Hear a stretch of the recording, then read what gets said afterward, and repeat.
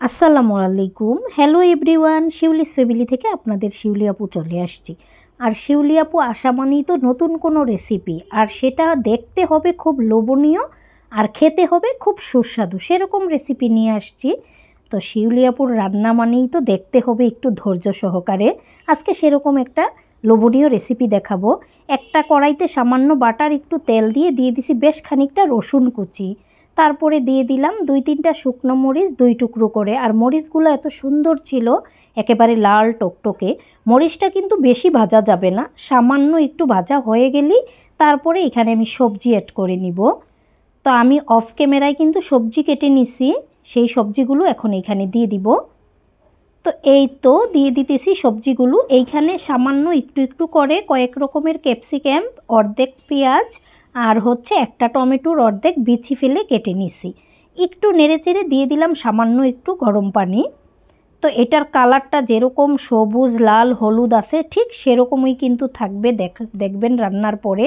তারপরে সামান্য একটু লবণ দিছি, এখানে সস দিব যেহেতু সেজন্য আর লবণটা একেবারেই কম দিতে হবে। তারপরে এই যে দেখেন আরেকটু নেড়েচেড়ে লবণটা যখন গলে গেছে, তারপরে এখানে সামান্য একটু চিনি, সামান্য একটু টেস্টিং সল্ট দিয়ে দিলাম। তারপরে আবারও নেড়েচেড়ে মিশিয়ে নিলাম।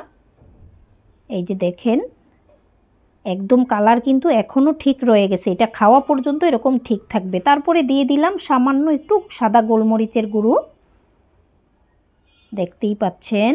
আবারও নেড়েচেড়ে মিশিয়ে নিলাম। তারপরে এখানে দিয়ে দিলাম সামান্য একটু ফিশ সস আর দিয়ে দিব একটু ম্যাগি সস।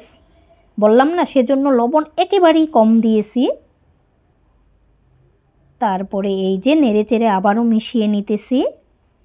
তারপরে অফ ক্যামেরায় কিন্তু আমি মুরগির মাংস কেটে নিছি। তারপরে এই যে এখন দিয়ে দিলাম আমি টমেটো সস। তো টমেটো সস দেওয়ার পরে কিন্তু ঝোলের যেই কালারটা সেটা কিন্তু সুন্দর একটা কালার চলে আসছে।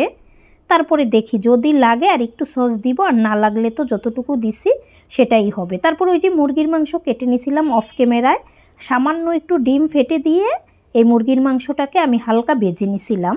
তারপরে মুরগির মাংসটা দিয়ে দেখলাম যে আরেকটু সস লাগবে কালারের জন্য, আবারও একটু টমেটো সস দিয়ে দিলাম। দেওয়ার পরে কিন্তু একদম ফাইনালি কালার চলে আসছে। আর এখন এই রেসিপির মূল উপাদান যেটা সেইটা দিয়ে দিব।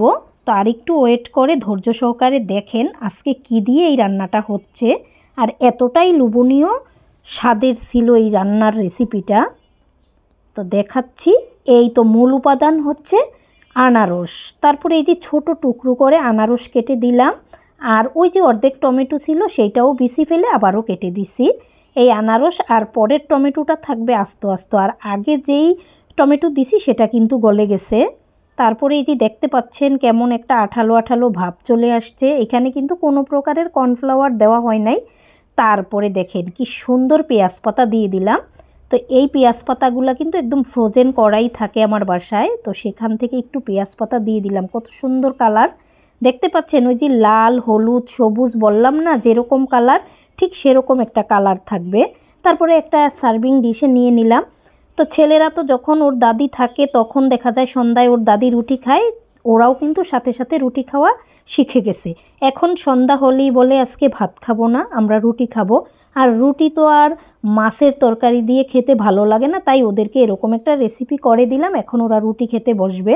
তো আজকের এই টক ঝাল মিষ্টি চিকেনের রেসিপিটা কেমন হলো কমেন্ট করে জানাবেন। বেশি বেশি লাইক কমেন্ট শেয়ার দিবেন, আমার ইউটিউব চ্যানেলটা সাবস্ক্রাইব করে দিবেন। আসসালামু আলাইকুম, আল্লাহ হাফেজ।